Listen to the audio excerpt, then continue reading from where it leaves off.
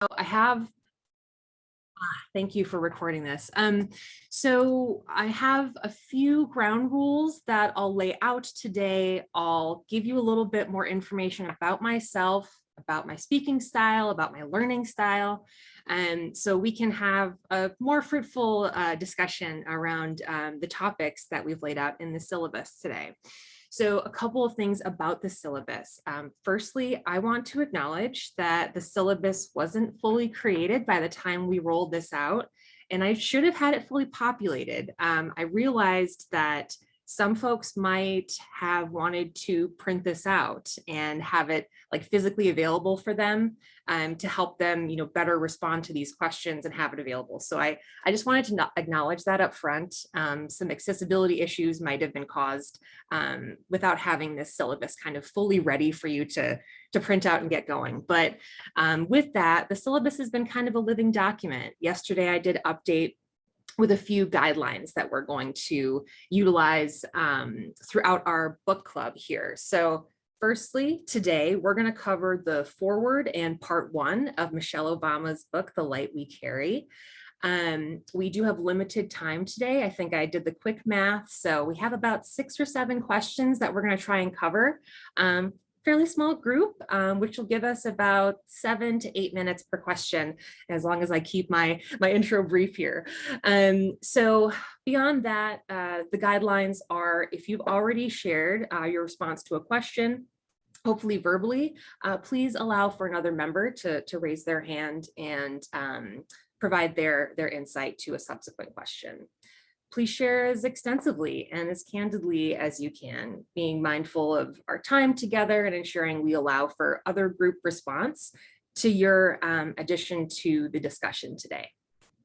Please also be open-minded and approach each response with empathy and compassion. We're all here and learning together, and we're at different stages in our learning experience. So, if something is said that gets triggered, let's put it in the chat, let's talk about it and work through it as best we can. Finally, please feel free to ask questions and respond to our prompts in the chat throughout the discussion when you're not verbally speaking to the group. Okay, so today we'll be discussing again the foreword and part 1 of Michelle Obama's newest book, The Light We Carry. Just to start off, can y'all share in the chat maybe one word or phrase that kind of keeps coming up for you as you're reading the book? While you're sharing your thoughts in the chat, I'll let you know a little bit more about me and how we'll run this book club. I am a born and raised Michigander who currently resides in Chicago along with Miss Evelyn. And I've been here for about 8 years now, and I've grown quite fond of the city. It's now my adopted home for sure. I've volunteered with Miss Evelyn, as she mentioned, on a monthly basis. I honestly can't even remember how many years we've been volunteering together. It's been quite a while. And I've worked in talent acquisition, recruitment, staffing, and working with professional resourcing groups for about 8 years as well. I currently act as a resource manager for a Big 4 consulting firm, KPMG. Please don't ask me to spell out that acronym. It is a Norwegian name, and I honestly, I would butcher it if I tried, but I get the lucky task of helping folks line up projects, talking them off of cliffs, providing career advice. And when I'm not doing that, I'm working on initiatives for Move On along with Miss Evelyn, or practicing yoga, cooking, or cleaning my apartment. So a little bit about my thinking and speaking style. My thinking style can sometimes come off as a little overtly clinical. So if it does come off that way, I really mean no disrespect to you.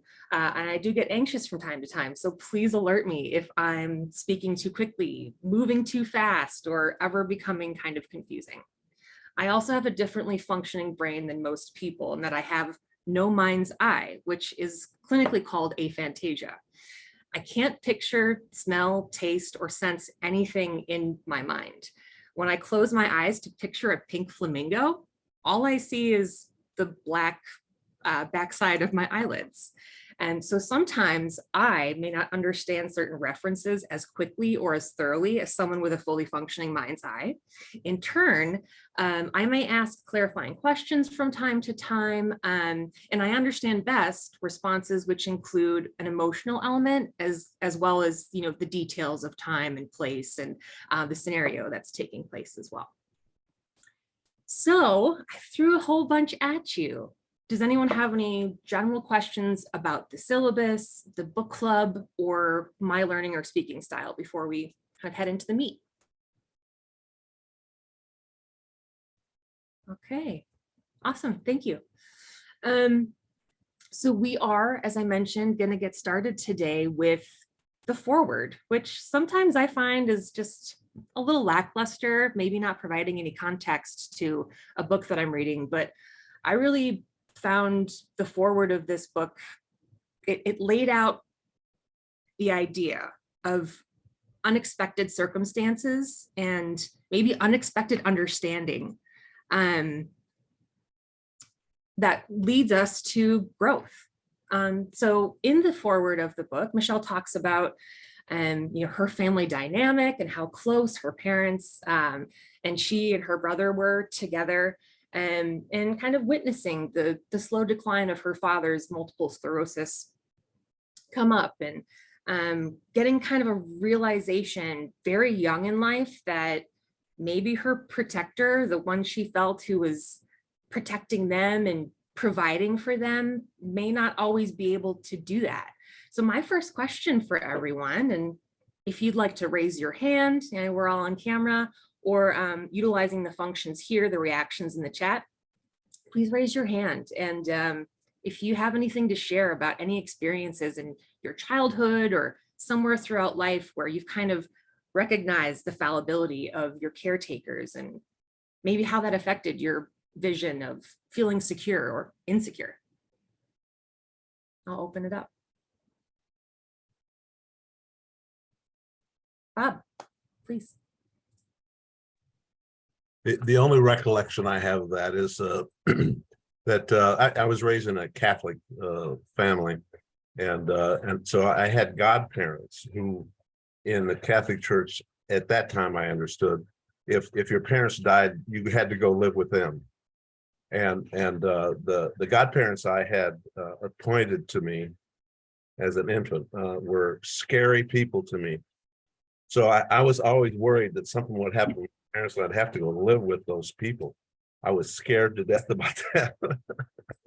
But anyway, it was at an early age a realization I had that was really scary to me, because I thought all that stuff was sacred, you know, and you didn't have anything to say about it. So it was interesting dynamic as a youngster.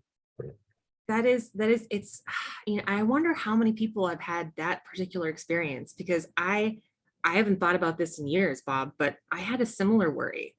You know, I learned that my godparents were my aunt and uncle, whom they weren't super scary, but you know, I really wasn't looking forward, if anything happened to my parents, of having to go live with them and having to live under their rules, and you know, kind of realizing that this environment that was created for me, there was this possibility that it could just get, you know, taken away. Like, why were they preparing, right? If there wasn't a possibility. So I appreciate that. It's brought up a memory of mine that I hadn't thought of in years. I hadn't either, actually. Yeah, and that's the cool thing about these book clubs, right? And I think just reflecting on our past and how we got to certain areas in our life, it just, when you start writing about it, those memories kind of start to come up, and recognition and realization starts to come up. This book has done that to me all the way through, in terms of triggering memories that I had never thought of for years, over and over again. It was very interesting read for me. Yeah, I had a similar experience as well, and I'm hopeful to hear that everyone else is having a similar experience. So for me, you know, I didn't think I had a specific memory either until you brought that up, Bob.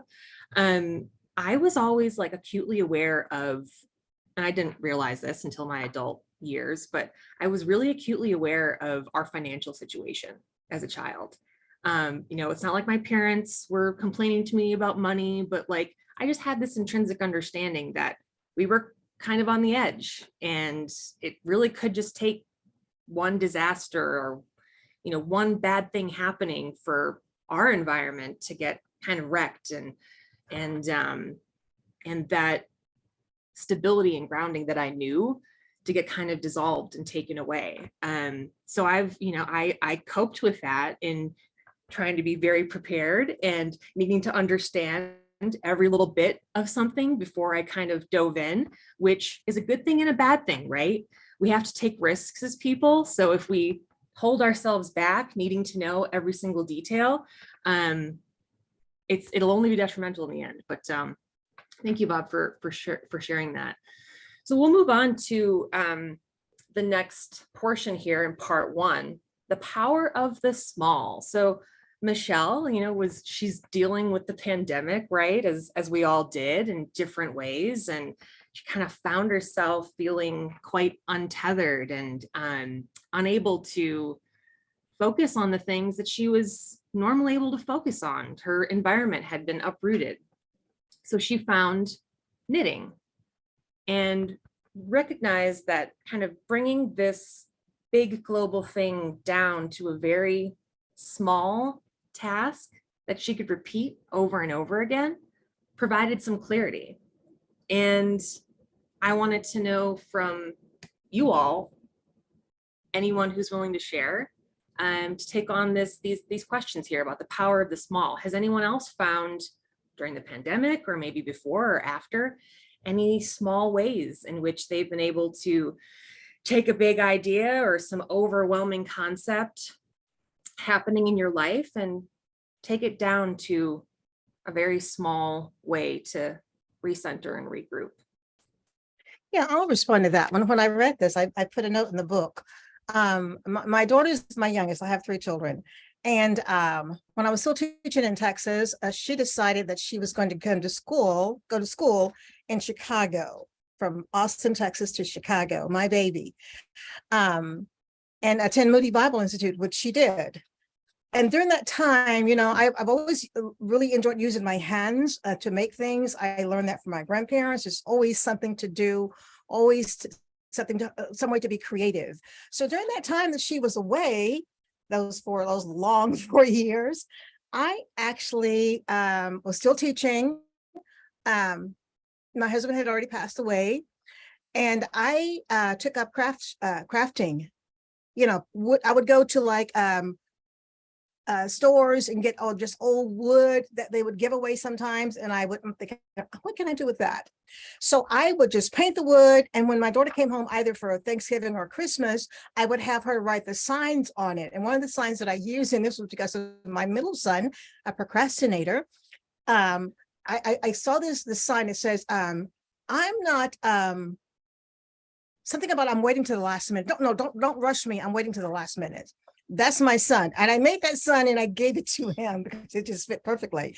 But I took up those kind of things, and I found myself doing craft shows all around Austin on the weekend. It was the best time of my life. Fun, fun, fun. But just to have my daughter to really be a part of it, because I would do the painting, she would write whatever the quotes were, and she's an artist, and she would draw things on the wood. So when I saw Michelle Obama doing the knitting, I'm thinking that really resonates with me, because there's always something to do to those, to quiet those noisy moments where you just really have to, you have to deal with it, but there's you can't deal with it just by going all the way internal, but just doing something that's going to be productive. Yeah, so yeah. I think you bring up a really smart point too, in that we can't identify those small things until we identify the big thing that we're kind of getting off track with, right? Your big thing was you knew you were going to miss your daughter, right? You knew you were going to miss this person that was in your life. And Michelle, she had this recognition, and she didn't even know, right? Like why she was necessarily putting the knitting needles and the yarn in the cart. But we have to kind of, and sometimes, right, the small will let us know the thing that we're missing or what we're trying, the void we're trying to fill. But we have to be mindful of it and allow it to calm us and provide us that relief. And I love that you were able to like bring the person that you were missing back into this area of the small. I really love it. So the strategies that you used, finding the wood, working the wood, making something out of, you know, this discarded piece of what some people might think of as trash, you know? So I love that. It's taking something mundane and then making it beautiful. And in that process, you know, healing yourself too, filling a little bit of that void maybe you're feeling. I think. Did you have anything else? For me- Oh, go ahead, Oh, I'm Melissa. sorry. Please do. I think that you also mentioned something that really resonated with me in that whole mindfulness practice, because I think one of the, and it was interesting because I thought, oh gosh, even Michelle Obama thinks this, that, you know, over the last few years, the world is, or at least our country has just seemed so, and I just as an individual start thinking, gosh, what can I do? What can I do? And then when I start obsessing about that, then the world gets smaller, or it just is too much. And so for me, those mindfulness moments to kind of break that cycle of I can't do anything. I'll go for a bike ride and just really start talking out loud to myself about the things that I'm grateful for. And then that puts me in just a very mindful place, and that some of those thoughts then just dissipate, which I think is really important. But it's also really hard to take that initial break to then create that mindful moment. And I love the way you package that too, because mindfulness is not just about, well, I'm having racing thoughts and now I need to stop having them. It doesn't work that way, right? So when we can feel ourselves spinning out and say, you know, for me, it's walking or it's stretching or doing yoga, but like bike riding is the exact same thing. Getting your body moving, because your mind is not going to help you right now. Getting your body in a different state that can switch, right? The chemicals that are running through your brain and the ways in which you're thinking about the thing. It can take those huge concepts, those huge weights, and it can, you know, focus them or put them aside for the moment so we can focus on ourselves, because you know, we can't fix world hunger. We can't as individuals do anything to affect the global economy or equity, but we can be mindful about ourselves and staying mentally and physically healthy. So when we do have opportunities to combat fascism in our daily life or inequity, we can actually have the strength and the wherewithal to do that. I love that, Melissa. Thank you for sharing. So the next question we have in the power of the small was the section where Michelle went and talked to some youths. And, you know, it was just what you were talking about, Melissa, right? This idea that like, we want to do and be the biggest, the best, but sometimes my mental health gets in the way. For me, very recently, right at the end of the midterm elections, we were all working so hard, and like especially our Move On community support teams, we were working just nonstop to make sure that Raphael Warnock got across the finish line, not once, but twice. And I honestly felt my physical health was telling me that like I needed to take a step back in those last 3 or 4 weeks. I was getting headaches all the time. I wasn't sleeping. I was just feeling just achy and, you know, irritable. And I wasn't really wanting to eat anything, but I was so hungry all the time. And this book came along right at the end of that. So Michelle was able to help me use all the tools that I've already had. Say like, you've got to get back to your yoga. You've got to get back to your walks on a regular basis. You've got to get back to these things that you know ground you. So then you can step back into the game that's not going to quit even after this election. We got our work cut out for us.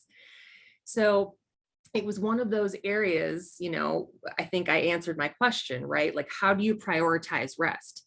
You just have to. You have to recognize when your body, and I think for me, you know, my body's the one that tells me you're feeling ill. You need to take a step back so you can show up for people later. Does anyone else have any anything to add for that section? Have you learned any ways to cope? Yeah, Rose, please. I just want to say I related to the book in that way too, Maya, and there was a line somewhere, and I want to underline so much. I haven't, because I just feel that this is somewhat secret. So a line where Michelle Obama said that we can't keep up this unrelenting pace. It's just not humanly possible. And so I do have some guilt, because I'm feeling very similar to you, that it's been an unrelenting pace for what, 6 years now, and here we go all over again. And it seems like maybe for our lifetimes and our children and grandchildren, this is going to go on for a while. So it just felt good to have her make that statement that yes, it's not humanly possible to keep this pace up. So it is okay to take a little bit of a break if you can. Yeah, and that's, I think, one of the really validating things is not that Michelle's a celebrity or, you know, the FLOTUS, right? Is that like, she's someone that we all look up to, and she's validating these feelings that we're having. And you said the word guilt, and that's, of course, exactly what we all, you know, all of us are putting forth the time and the effort in various ways. And then when we can't show up for those things that we normally do, there is an immense sense of guilt, you know, so that just increases the weight that we're already feeling. But when someone like Michelle and the folks in this group say like, it's okay, because we all have each other's back, and Casey put in the chat, to put your own oxygen mask on first, and you have to, or else you're gonna pass out and be one of the people that needs help. So the validation that, and I think Bob mentioned this earlier too, that like kept coming up throughout this book, right? She's feeling the exact same way that I'm feeling, and she found this thing, and maybe I already have something, or maybe I can find something to help lift me up in times of strife and uncertainty. All right, y'all. So the next section is chapter 2, decoding fear. And so in this portion, Michelle unravels the ways that abstract and common fears such as embarrassment, rejection, facing new situations have the power to influence choices if we don't learn to decode them. Jeopardy is woven into the experience of being human, she wrote. She argues that the fears arising in response to disorder and differentness are often worth taking on in direct ways to understand and overcome them. So next person, we have our first question of this portion. When in your life have you encountered something new or intimidating that elicited a fear response? Does anyone want to share?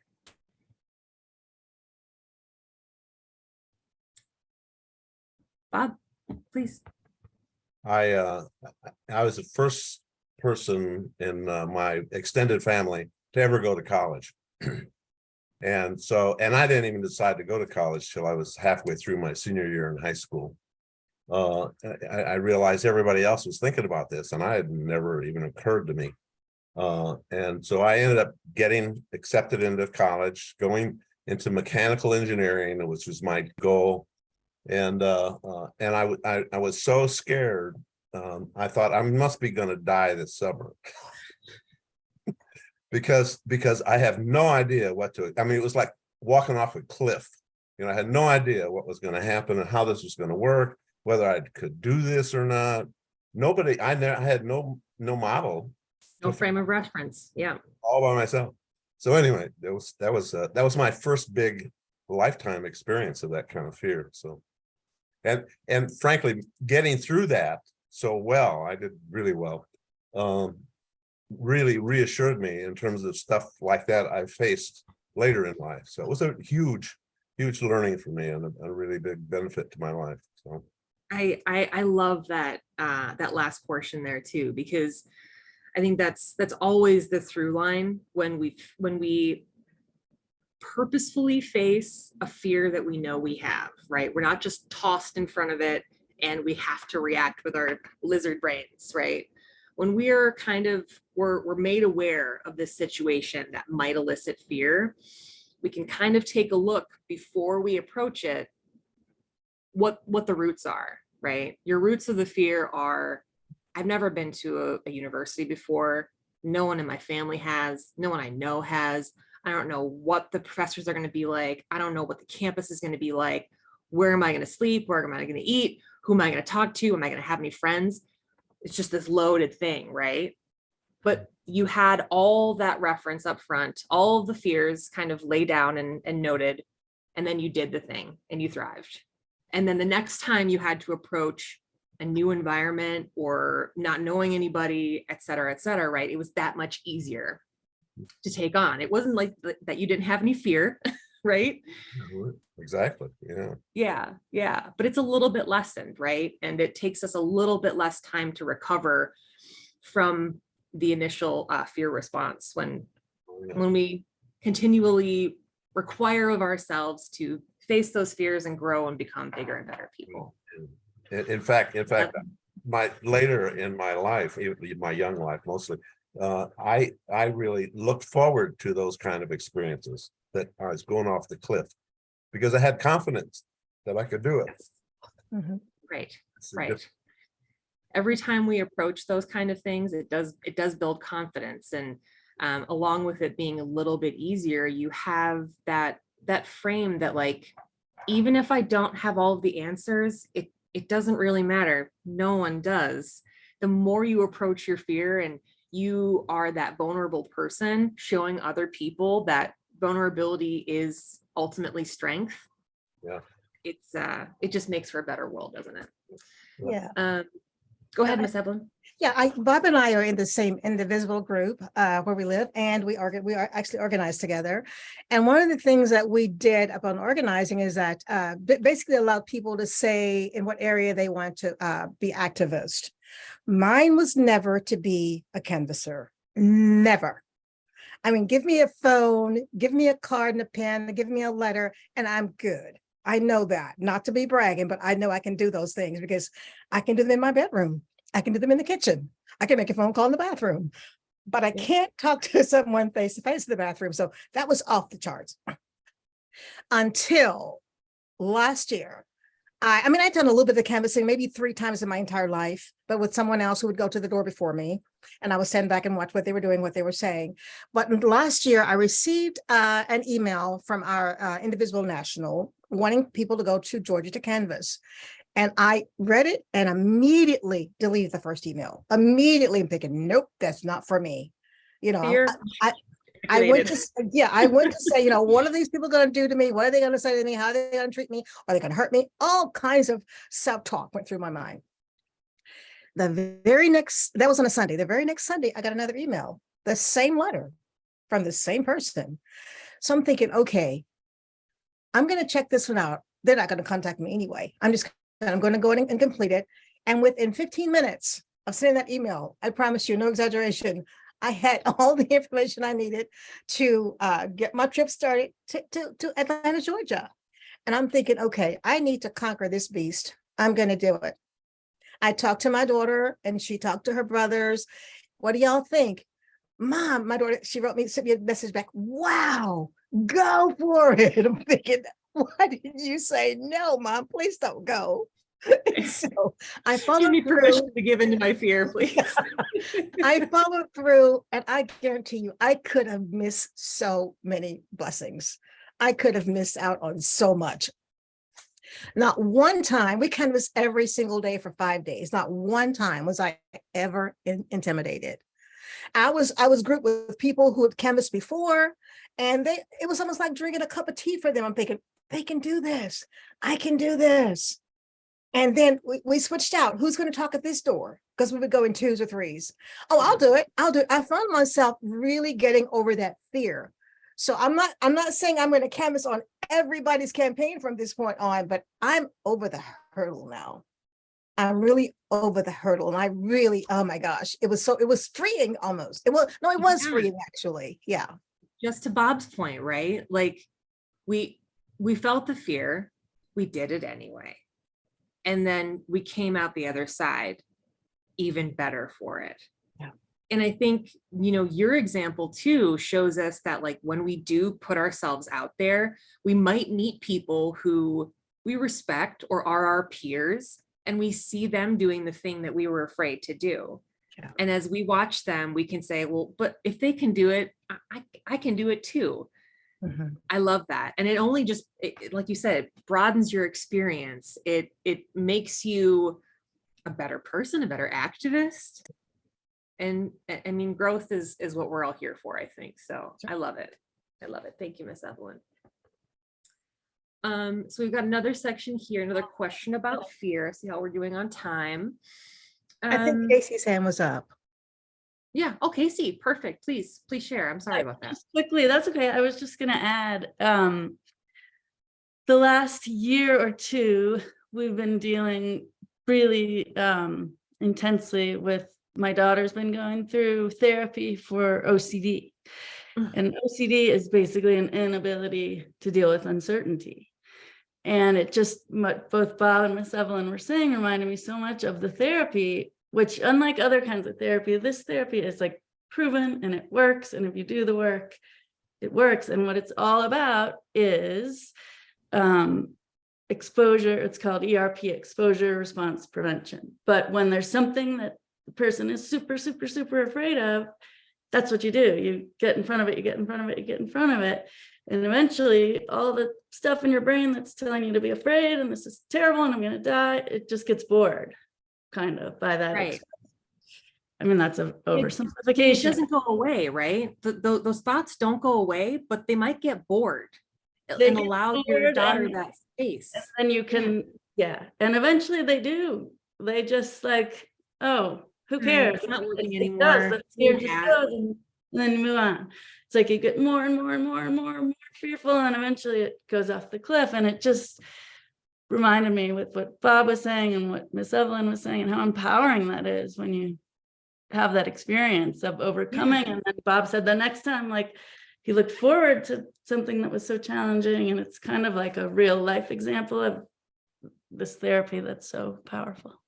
Yeah. And I think too, a lot of what Michelle talks about, right, is coming back to mindful intention. And when we're facing fears like that, I actually just watched a documentary on Netflix called Stutz. Jonah Hill interviews his therapist of many years, and he actually mentioned something. There's just a lot of tools that one can take away kind of very quickly and start to work on the ways in which they speak and interact with themselves, so they can speak and interact with the world in a better way. 3 pillars of existence are knowing and understanding your body, your interaction with others, and then your interaction with yourself. So I think we were talking earlier about that base level, right? When everything feels too big and too much, we can come back to our body. We can go for a walk. We can go for a bike ride. We can try to do something to immediately change the chemicals and the thought patterns in our brain. We can then move up to the other levels when we've taken care of that base level. I actually find that me as a person, I'm still at level 1. I'm still at level 1 because every time something happens, I'm at least able to come back and say, I have my breath. I can breathe. I can breathe in for 5, I can hold for 5, and I can breathe out for 5. And I can do that until I'm not feeling the way I was feeling before. It doesn't say that like I was feeling anxious and now I'm not feeling anxious. No, I was feeling anxious and now I'm feeling a little less anxious, or I'm feeling introspective, or the goal is not to go from one state and be the exact opposite. It is to get yourself out of that current state so you can move forward with your life. You're not getting stuck.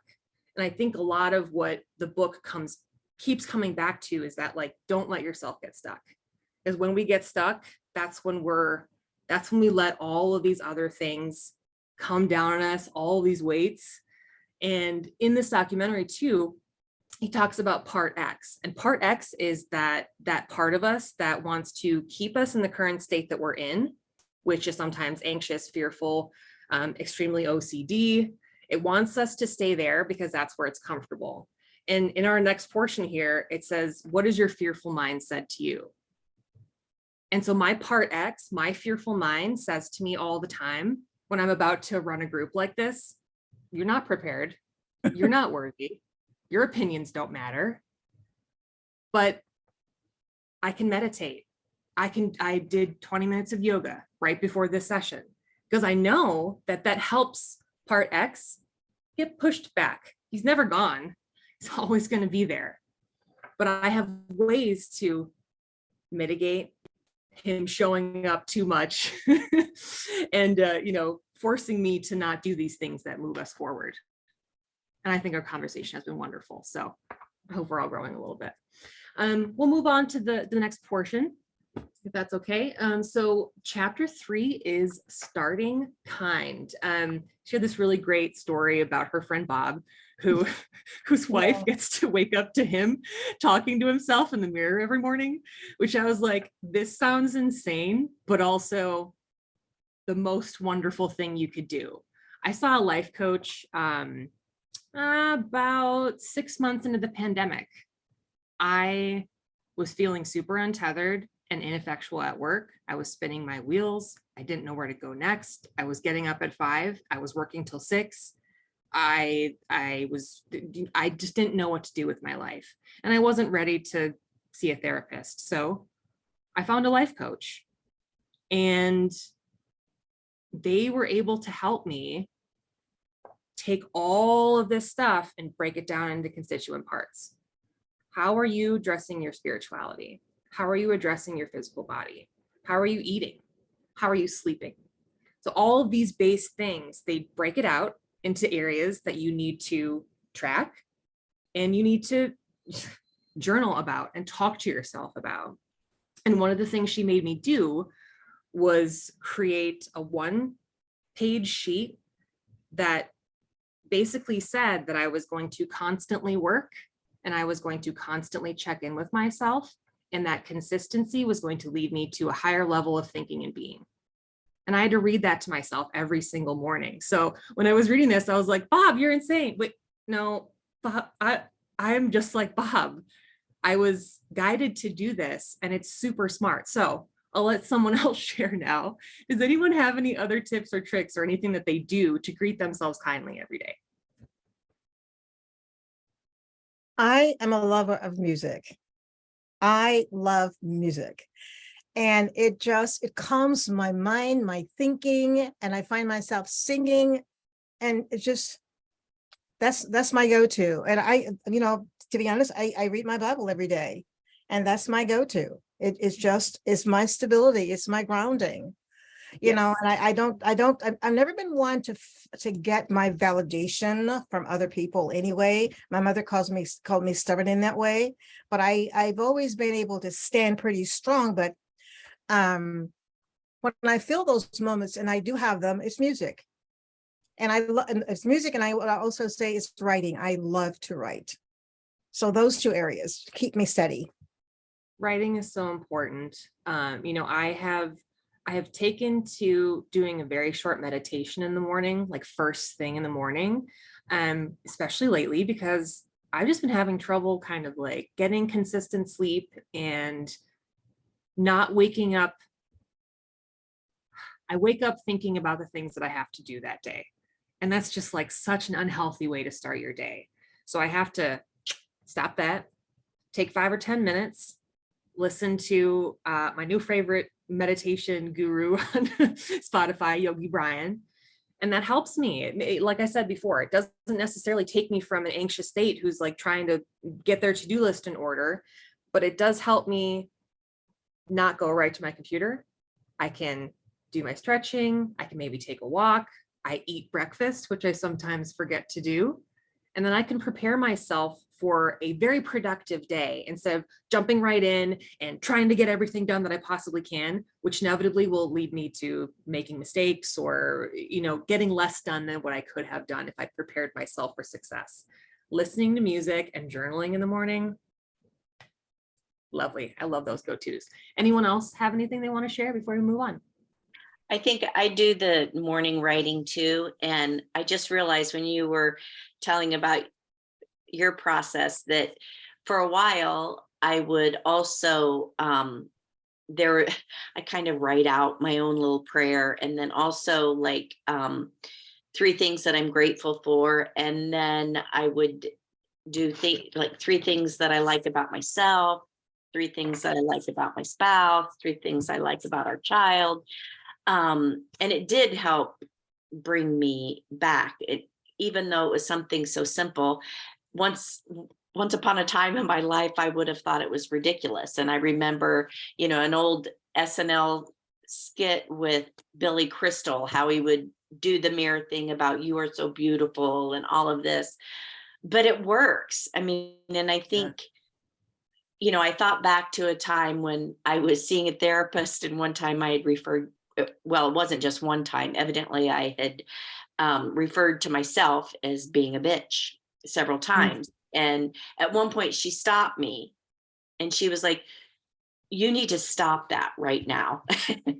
And it hadn't occurred to me that those messages also come through, and it's like, if we can say negative things about ourselves, maybe we should focus more on the positive, and that helps affect a personal change.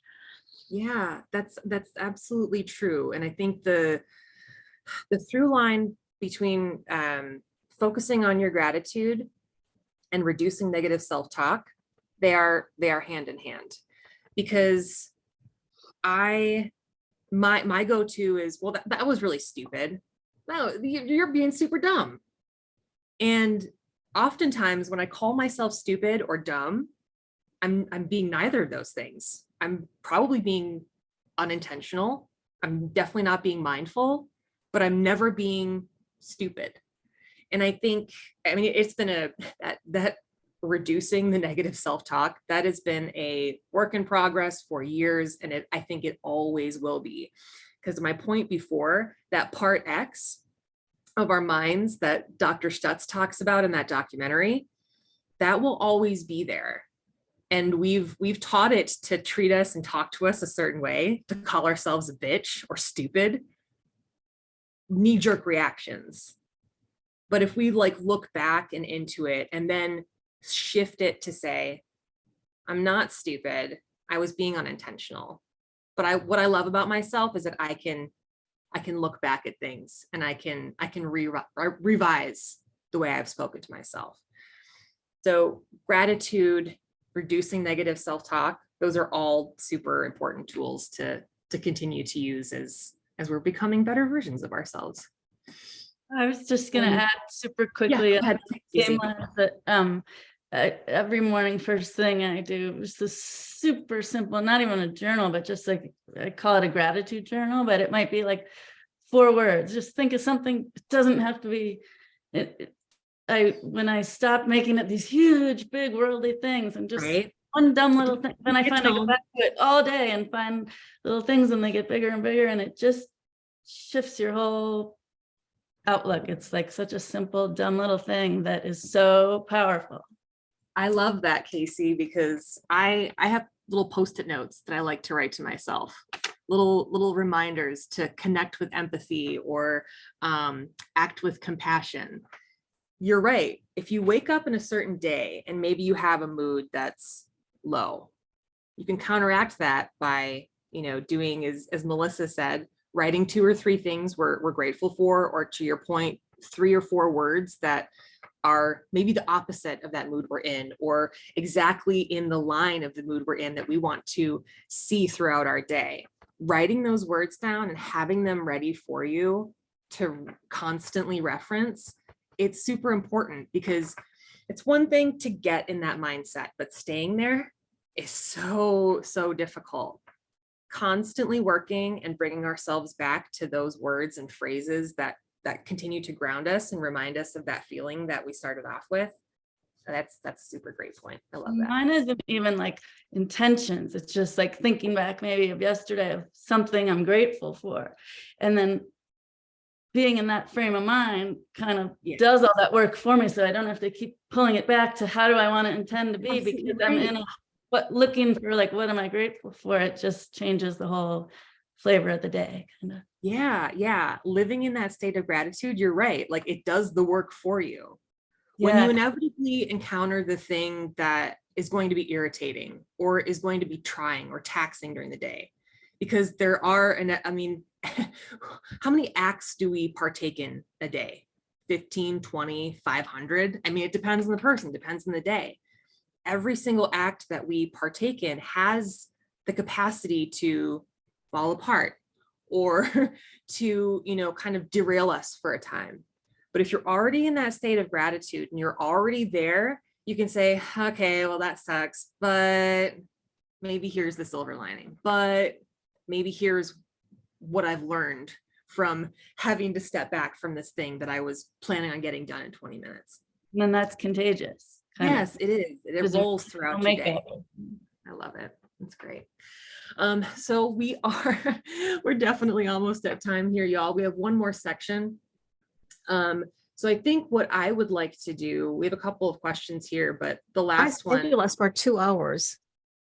Oh, we have 2 hours today? 12 to 2. Oh, okay. I'm sorry, Miss Evelyn. I didn't want you to feel rushed. I didn't read your email correctly. So we have quite a few more minutes to spend on these questions if you like. So let's take our time with the final section, and then maybe we can just open it up at the end to have a more freewheeling conversation. So in the last section here, am I seen? Reflecting on Michelle Obama's statement, it's hard to dream about what's not visible, and how it relates to many of our contentious debates, from the existence of systemic racism to the shadow of slavery and the reality of LGBTQ+ lives. As she notes, we need to stay aware of those stories, the stories that are being told and whose stories are being erased. This is a battle over who matters and who gets to be seen. It's hard to dream about what's not visible. What's something you now know about our history that you weren't taught about in school? So I'll open it up. Please raise your hands if anyone has anything to share here. Anything you can think of that you didn't learn in school, but you've since learned about.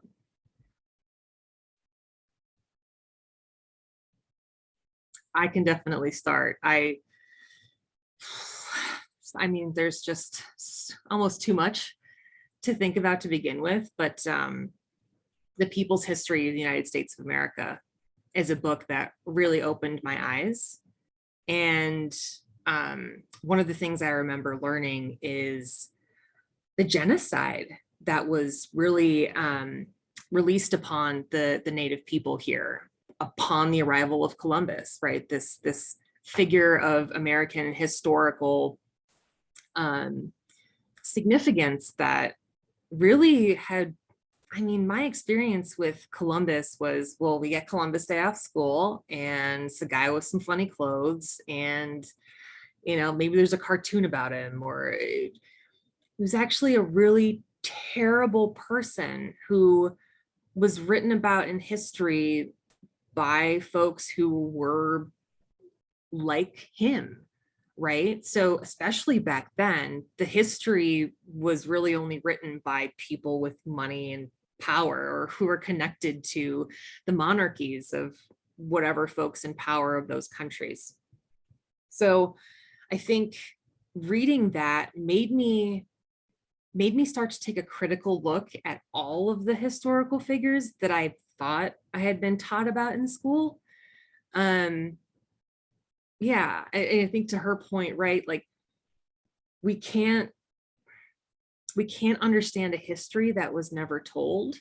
And sometimes we need to seek out those histories more often than not to actually understand where we come from and what we need to do to make this world a better place. Does anyone have any other experiences that they'd like to share as far as things that they know they've learned? Yeah, Bob. Sorry, Casey. Well, just quickly, mine was similar. And I found the 1619 project so profound because it went so far beyond even what I, like the first step was like, oh, what they taught us in school is BS and Christopher Columbus was terrible and all that, but then learning the whole other piece of it. And I wound up buying 25 copies of that last year, whatever year it came out, and giving it to everyone I knew and my kids' schools and everything. And it's just like the fact that whatever, that could turn into a whole nother thing, but that and everything it speaks to, that's all. Just that. Yeah. And those histories weren't visible to us, right? We had to seek them out, right? You hear one thing and you're like, wait, well, what else do I think I know that I don't really know? Yeah, I think I find myself just incredibly angry of all I didn't learn in school. I mean, like it's incomprehensible to me that I grew up in an environment where I didn't have any true education about enslaved people in our country from the very beginning of our society that we built. And I mean, I grew up knowing that I was sheltered, and I lived this odd dichotomy because my mother was originally from the Southwest and was at least very comfortable and immersed in lots of different cultures and races and things like that. Whereas I grew up in the Midwest, and so it was not in rural Indiana, which was like the complete opposite of that. And so I knew that there were lots of things that I didn't know about, but I just had no idea. And so with each book that I read, from the 1619 project to how to be an anti-racist to redlining information, I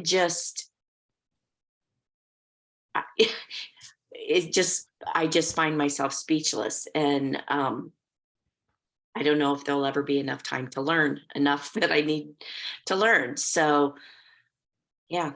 Yeah, I recognize, or I relate to those feelings of anger. And I think I also have feelings of shame.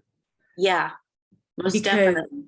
Yeah, right. Because like, you can't know what you know until you know it. Right. And I think like part of my shame is like, well, why did it take you so long to even start seeking this stuff out? But I can't sit in there for too long because, we can't change the past. All we can do is be better versions of the person we are tomorrow than we are today.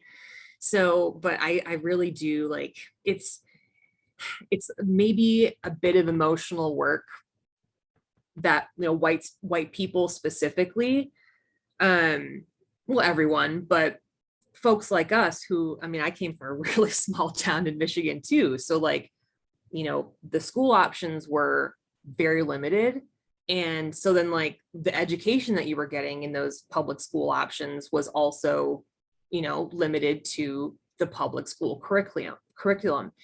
And I think there's just this certain level of emotional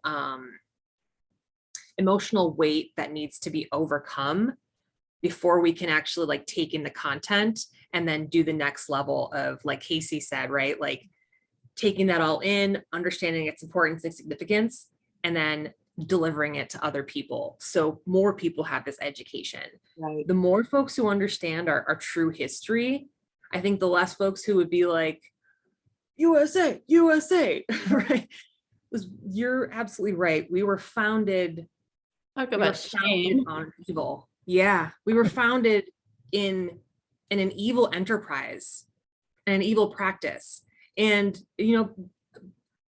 I live in a kind of woo-woo state, I'm into yoga, I'm into meditation, but I honestly think that there is an emotional, a spiritual blackness that undergirds our society that we can only till up with education and with knowledge and with the acceptance, right, especially of white folks, that we are still living this level of privilege hundreds of years later, that we need to take a specific responsibility in correcting and working that ground.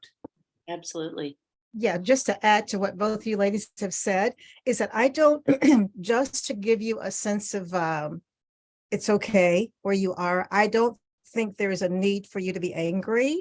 I mean, I understand, I'm empathizing with what you have said about the lack of experience, but I would also venture to say, don't take that kind of anger up on yourself, because that's self-defeating. It could eat at your soul. I would say, don't do that. As an educator, don't do that. And I'm gonna revert back to one of the the sessions that we had 2021, I think it was. Casey was part of that. And Maya, I don't remember if you were or not, but we had this session called White People Talking to White People About Racism. You remember that one, Casey? To me, I don't know how good it was for the people that were participating in that event, but for me, it was because I wrote a lot of the program that they were tasked to complete. It caused me to also think about that you guys, you used the word sheltered, Melissa. You were sheltered in a lot of ways, but it wasn't your fault you were sheltered. It was a sign of the times that you were sheltered. But I think now there has to be, the word that you keep using here, Maya, is education. We have the opportunity every single day with the 1619 Project and other books to how to become an anti-racist that our indivisible group has gone through. The materials are there, and I think if it's a constant education about what you're angry about, that breaks down that barrier of being angry. And for me, I'm on a different track than you guys are. I'm on a different side than you are, because I grew up where I went basically to an all-Black school. And I learned a lot about what was correct and what was not correct, because my teachers dared to take it a step further. We all like the scientists and all of those people. And what I found myself doing when I became an educator is that I took hold of what they had taught me in elementary school all the way through, and I taught it to my kids, my students, my classroom. And a lot of times my classroom were African Americans and Hispanics, with a few other cultures included, but it didn't matter to me. What mattered is that I was given the platform by all of my principals to be the lead for every single African American History Month, every single Cinco de Mayo, whatever the holidays were, or for our school year. I was the one that was in charge, and they did not know how gratified I was, because it caused me to research and then to give that history, not just to my classroom, but we had school-wide programs where my kids were performing and sharing that history with their little voices. And other teachers, students were also part of that process. So we shared the history with those who dared not to want to hear it. And we were given the platform to do so. So I appreciate my teachers in the all-Black schools who dare to share with us on a regular basis, even from singing and lift every voice and sing. Here I am teaching in kind of a school where, what is that song all about? I was allowed to teach that. So I would just simply say what you guys are doing, the 1619 Project and whatever other maybe podcast you're listening to, you're on the right track. I don't think we don't have time to browbeat ourselves. Keep that going and keep that being shared. Whenever I'm talking to someone, I'll give an example. Casey is always my go-to person. She doesn't know that, but she's my go-to person, because she's been around since the beginning. And what I appreciate about her, and I think I've said this to you before, is that the way you educate your girls. She has 2 girls, the way she dares to educate them.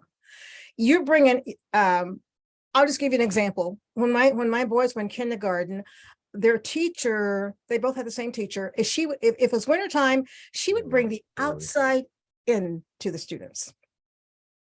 I feel like that's what Casey does. She brings everything that's saturating the society into her girls, so they are not blinded by, they're not wearing the Amish horse mask.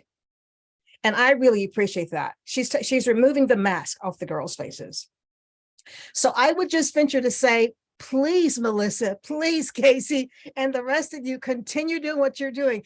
Educate where you are. You are teachers.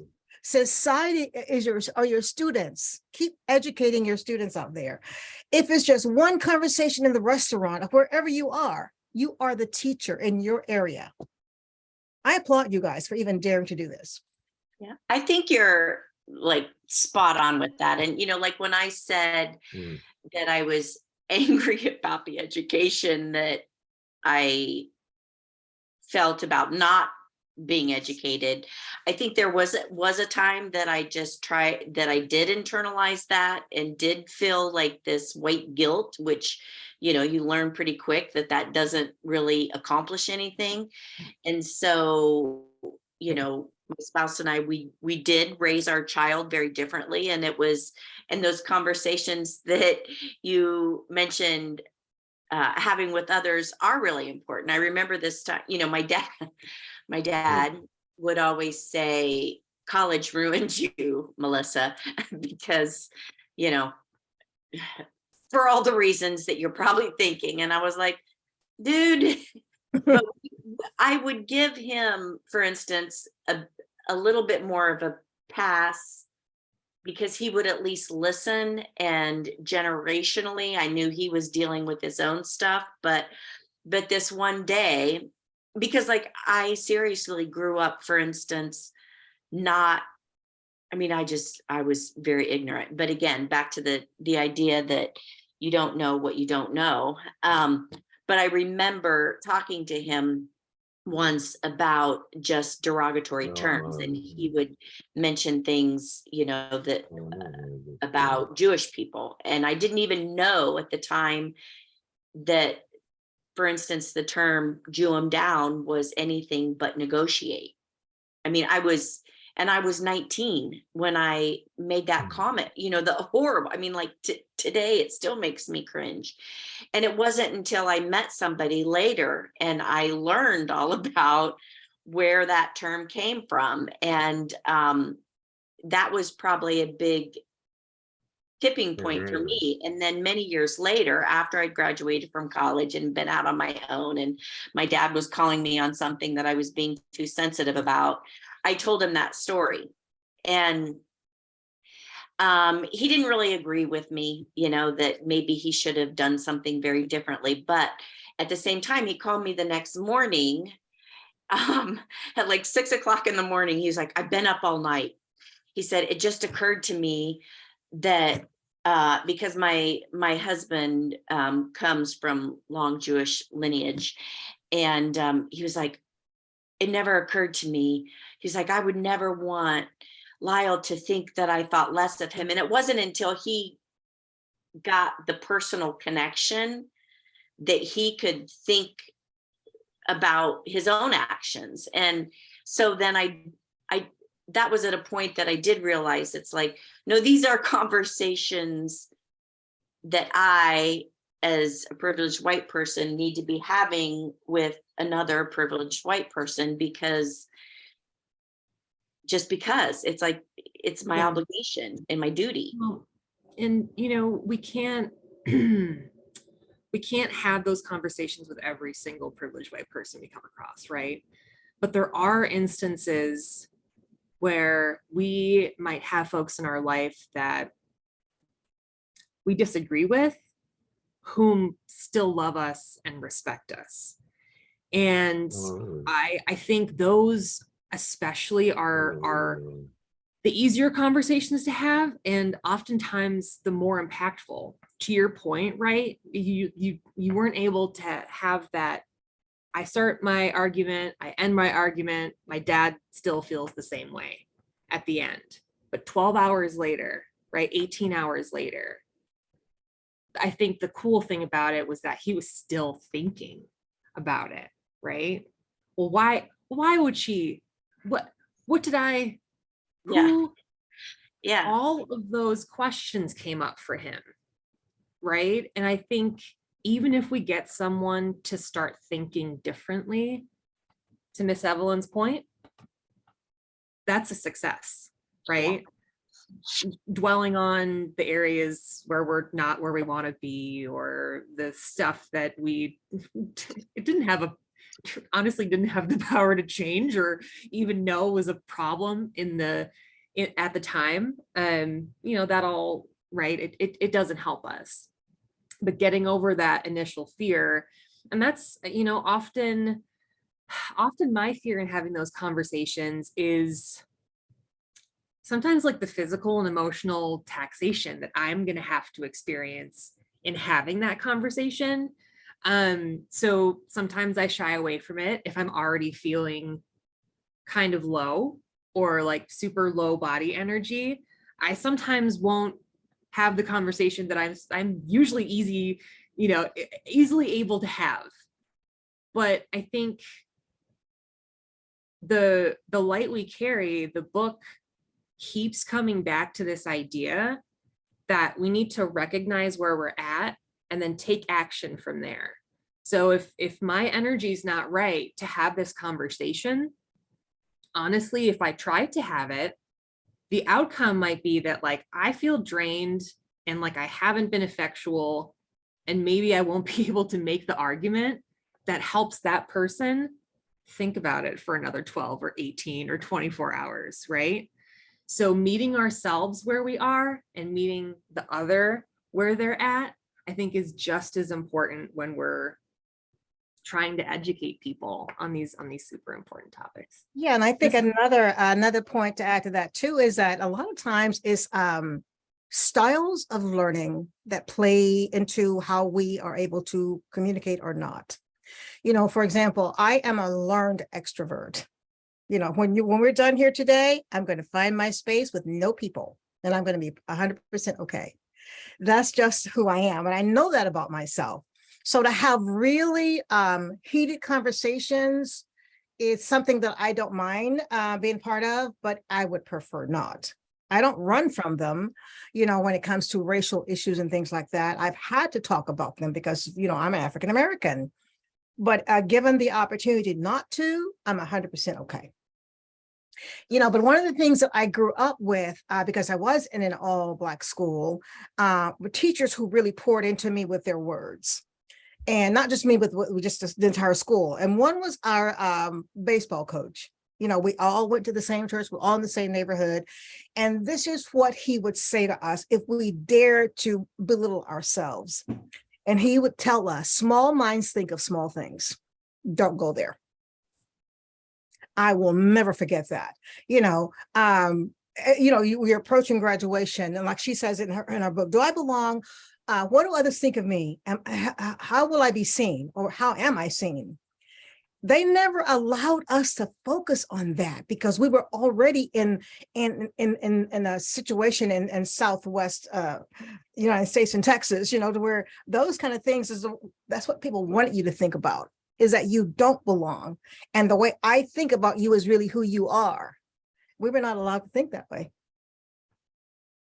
And just when you, and I would just remember too, the PE teacher, the gym teacher, she was not my favorite, but she said this, do not ever walk with your shoulders slumped. Hold your shoulders up. That has stuck with me too. Walk into a room like you are the guest speaker. That has stuck with me. And I, not to be braggadocious, as people say, but it has opened a lot of doors. Absolutely. Because I mean, it goes all the way back to my roots. So when I was like 5 years old and all the way up, they poured into me, and that has made a difference. So I love that, Miss Evelyn. And I think that a lot of us don't have those folks super early in our lives who are sitting there and telling us that like we're worth it just the way we are. And if we can actually impart that, especially on the children in our lives, that they don't have to do any additional work to be welcome or worthy. I mean, that removes so many barriers, right? Lacking confidence is what 95% of why we choose not to do things, because we don't think that we can. The thing about holding your shoulders up, right? It's not just, I mean, you can feel that, right? Once you do it, once you open your chest and you physically feel, it is one about maybe forcing your body into a stance that will help you feel the confidence that you need to feel. It's also about creating, and this is my yoga brain coming back, creating a straight line from the top of your head all the way down to the base of your spine. When we have that straight line going up and down, we're allowing our natural energies to flow appropriately. And this is, again, it's kind of woo-woo, but it's not just about puffing your chest out and putting your shoulders back. It's about physically aligning your body to where your energy is flowing naturally up and down. And that allows us to feel physically calm. It allows us to get those cobwebs out of our brain, and it allows us to move forward. And, you know, without, you know, hunching over and pushing ourselves forward, we are actively moving ourselves forward in a healthy and empowering way. Anyone else have anything else to add? Miss Evelyn, yeah. no, not me. You're good. I was just thinking about what you just said about the PE teacher saying, I mean, it, you know, in a weird way, it goes back to the beginning of the knitting needles and like having your brain follow your body as opposed to the other way around. And, you know, you walk in the room like you're the speaker, and the rest of it's almost like there's something really to fake it till you make it. And like, Absolutely. Yep. it all kind of goes together in the way you present yourself. And like I remember in Psych 101 reading they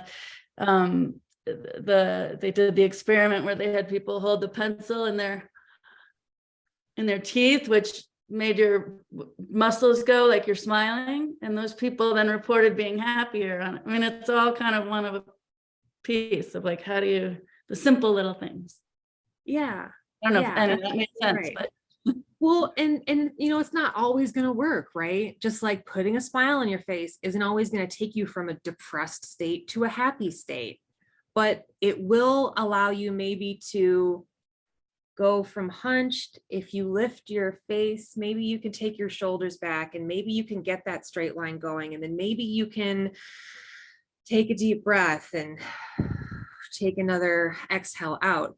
So just those little things can start that chain reaction and start that bodily movement that will help maybe take your brain from one state to another. I think oftentimes we I know this group doesn't, but we as humans look for that quick fix, right? We look for that thing to say like, well, I feel this way and I want to feel this way. So what's the one thing in between? And it's never just one thing, especially when it's these huge concepts and these big weights that are kind of lying on us. It's the small thing that takes us to the next small thing that we can feel a little bit of success, and then we can move forward, and maybe we can educate someone and feel. I have this little cheat sheet on my dry erase board, and I can't remember what chemicals go with what, but I have a little sheet that says like, you know, endorphins, physical activity, dopamine, success at work, and oxytocin, right? Like connecting with others. there's few chemicals that we have going through our brain that are constantly shifting and changing and affecting our mood. And, obviously that's individualized to us as people, right? Some of us have an imbalance of those chemicals and we take some medication to help kind of balance those out.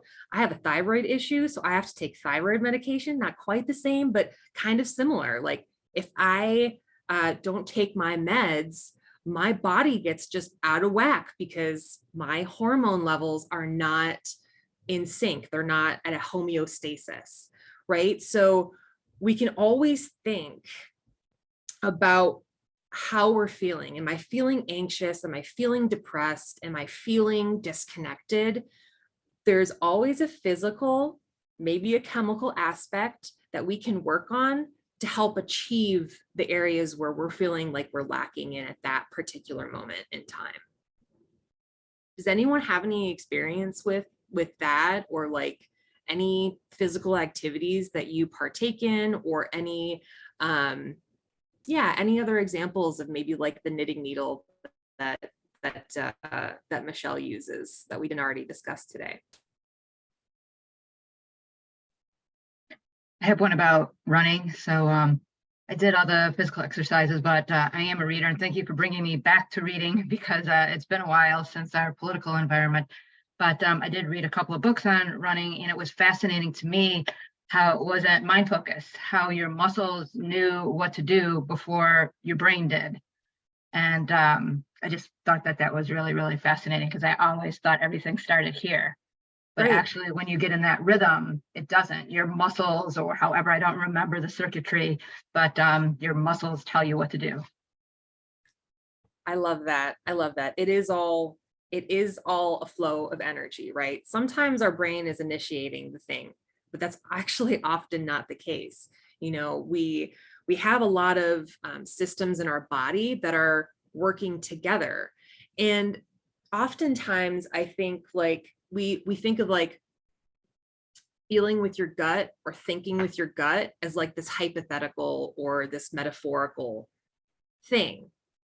But oftentimes when we're feeling uncertain, right? Like for me, if I'm feeling super uncertain, like I get a tummy ache.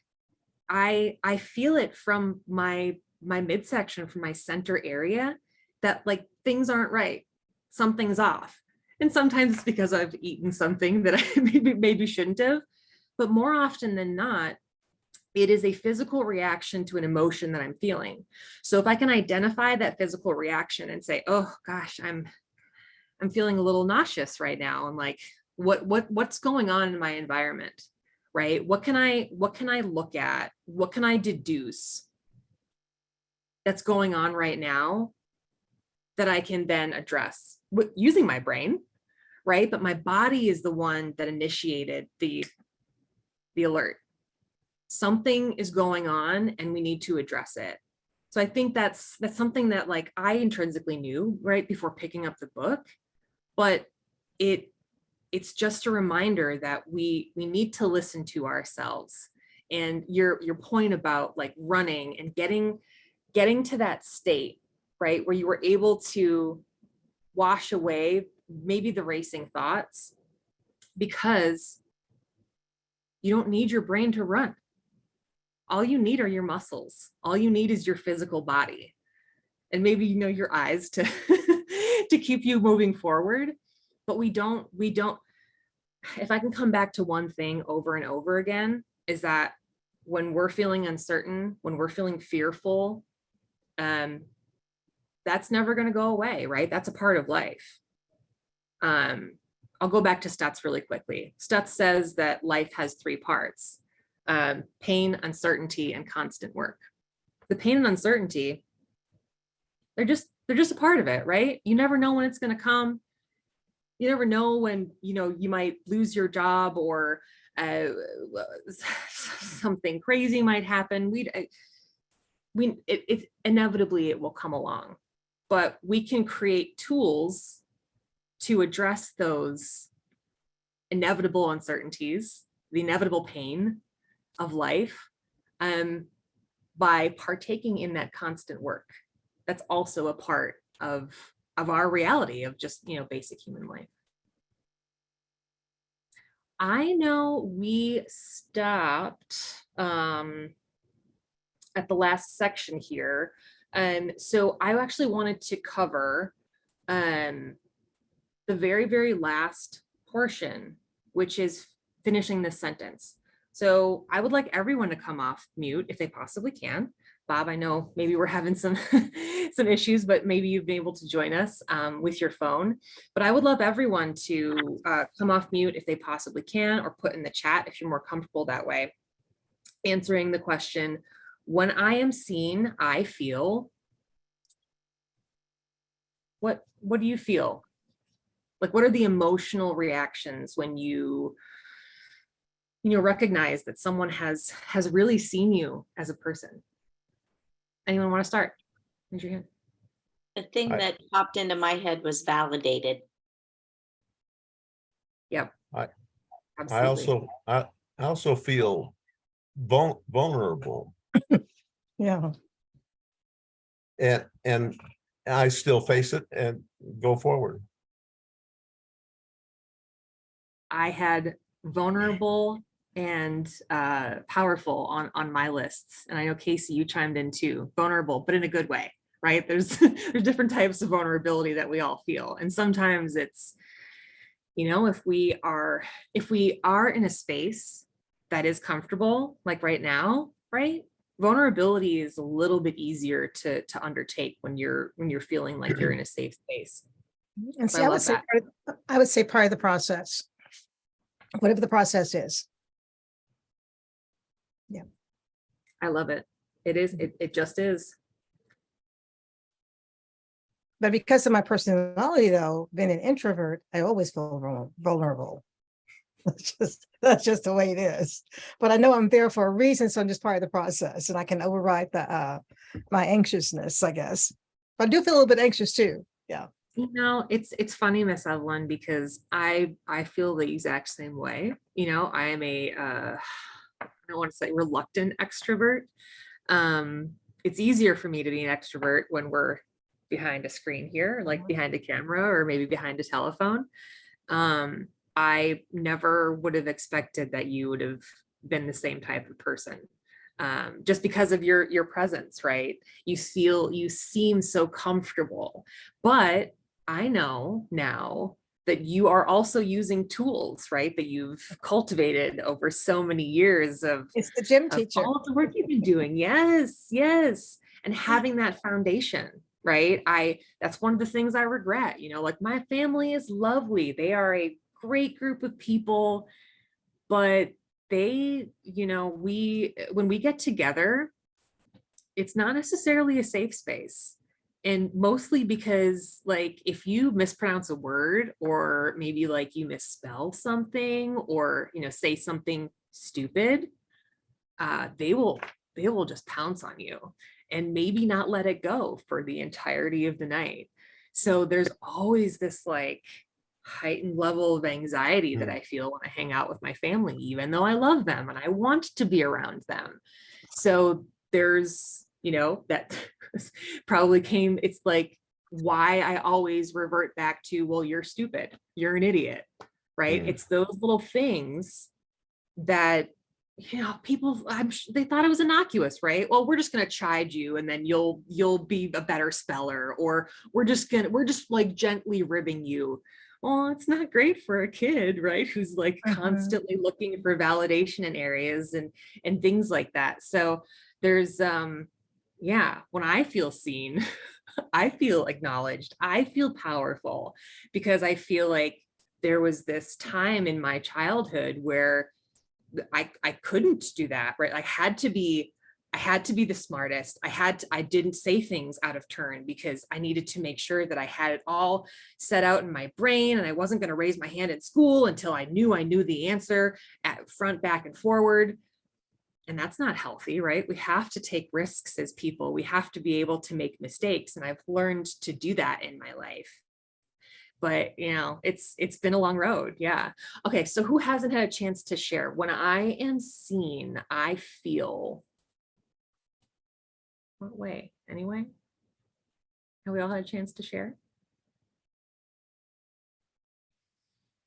I think vulnerability is the through line there. And as we mentioned, right, it's good and bad. Vulnerability can feel empowering, or it can feel scary and not something that we want to do. So I really do. I love that. I think it's super important. So we have quite a bit of time left, Miss Evelyn. Yeah, go ahead. Yeah, I have, Casey, were you talking? Go on. Oh, I was just going to say that it was interesting to hear you wrap that all up, because when I wrote vulnerability, but in a good way, it's because I think when I was younger, a kid, and I was shy and all the things you just kind of talked about, vulnerability was the worst. Like I just wanted to see whatever, but now the fact that I can say vulnerable in a good way is like so empowering and such a change from, growing up. Yeah. Isn't it lovely to feel that too, and be able to recognize that? Not everyone has those tools, to say like, well, this was how I was, and I know why I was that way. I can look back and I can see the ways in which my environment was created, or the ways in which the people who were supposed to care and, keep me feeling smart and wonderful and powerful, maybe the ways in which they didn't do those things. And I don't need to continually feel like I need to shirk back. I don't need to continually feel like I'm, less than, or whatever it might be, because obviously all of us have grown and become the types of people. Like I would be, my little 11-year-old self would be like so stoked about the person that I've become. She would love it, right? We've all grown so much. But yeah, apologies. I think I'm going off on a tangent. Bob, are you looking to share with us? Not necessarily. No, I'm enjoying hearing people's perspective on it. I'm wondering, Maya, about the comment on page 109, where her father has spoken, and he said he told them that no one can make you feel bad if you feel good about yourself. And then she goes on to say it took her years to really embrace that idea. Mhm. I love that quote, because I can't remember. I think it might have been you earlier, right? That said, I've never really had an issue with seeking validation from others. And, I can relate to that a little bit, but, there's obviously some things that I needed to get over as a young adult, someone growing up, maybe not having that foundation of respect and autonomy to make me feel like I really was the only one who mattered. And like the works that we do, right? The people we support, the services we provide, all that matters too. But ultimately, the only person's opinion about you that matters is you. You can always go back to you. You can always go back to your breath. You can always go back to your body. And you are the only one who is ever going to be there for you forever until we go 6 feet under, right? So that's a beautiful quote. Anyone else have anything else to share?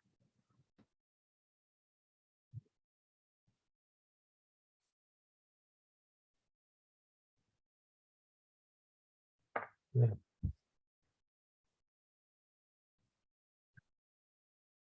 Well, yeah, we blasted through a little early today, Miss Evelyn. We've got a couple of areas that we could go back on, or we could end a little early and get you to your Sunday alone time. It's up to the group. I'm totally fine. It's been amazing. I didn't know what to expect, but this has been just fantastic. I mean, it's just, the discussion is rich, and that I love. Yeah, I'm just so thankful. I mean, everyone showed up with vulnerability, and you were candid, and brought some really insightful ideas. I mean, I think as I've been going through this book, and we've mentioned a few times, it it is validating to have someone that we look up to and respect share these, I think for the longest time, I lived my life thinking that certain people had it all figured out. Certain people just like knew what they were doing. They had support, and I was just kind of flailing around because I was different than everyone else. One thing I've learned in the last 10 years that was just so important, and something I always have to come back to, is that none of us, not a single one of us, has anything really figured out. We can be experts, we can work on ourselves, and we can help other people work on themselves, but no one's got it all locked down. And we're all in constant need of work and in constant need of support. So I really appreciate this group, and I appreciate all of the insight that you've provided, and additional thought lines that I can now kind of consider as we can continue to read on in part 2 and part 3 of the book and come back. Miss Evelyn, I think it's February 19th. Is that our I next believe that's meeting right. date? Casey has it all written down. I'm not sure. I think that's right. Casey keeps me updated on the calendar. Not always, but she's a calendar girl. Perfect. I Yeah, Casey, do let us have know. it all down here, and it is not February 19th, I don't think. Could be, It- I think. Maybe I didn't write it down. Can you believe it? Oh my gosh, Casey, what are we gonna do with you? No. Let me see if I can pull it up. I think it's the 19th though. Hold on. That sounds right. Yeah, I can pull it up here. Yeah, let's confirm. This is actually on the announcement, I think. No.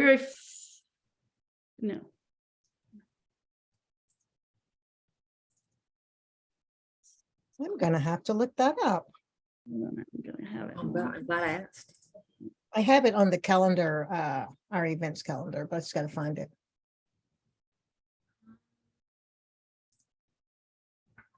But I think it's the 19th. It's the 19th. Perfect. Mhm. And I will know for next time that we do have a full 2 hours, correct? Yeah, yeah. Because I was thinking we were gonna have a larger group, and I was afraid that we weren't gonna have enough discussion time, but today's been perfect. Today's been wonderful. So Yeah. I was actually a little worried that we were going to have to rush through parts 2 and 3, but I don't think that's going to be the case. So No, I don't think so. yeah, So how yeah. did all of this start? I mean, because I found out about this through a friend that I met when I was volunteering for the election, during the midterms. Are you Pam's friend, Pam Black? Yeah.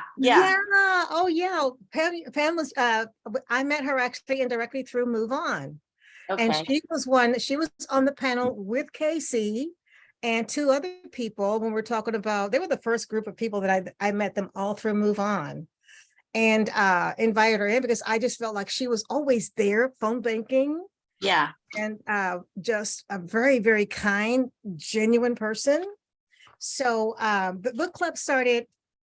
I'm going to go off. I'm going to shut down the recording. Is that okay? And then I will tell you.